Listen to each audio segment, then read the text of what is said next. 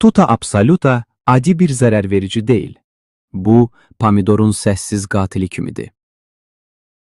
Bir çox fermer yalnız yarpaqdakı izləri görür. Amma əsas zərər hardadır? Meyvənin içində. AgroMK deyir ki, tuta yarpaqda tunel açır, xəritə yaradır, gövdəyə keçir, sonra meyvənin içinə girir. Nəticə, bazara yararsız məhsul.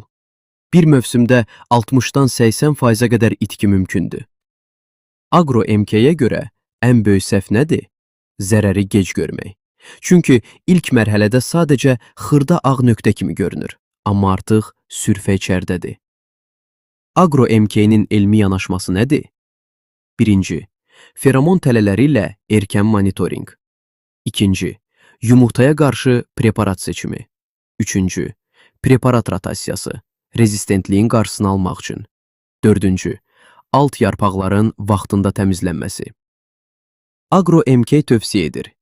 Bitkini yalnız zərərvericiyə qarşı yox, stresə qarşı da gücləndirin. Güclü yarpaq, daha davamlı bitki. Düzgün qidalanma, daha sürətli bərpa. Sistemli yanaşma, daha az itki.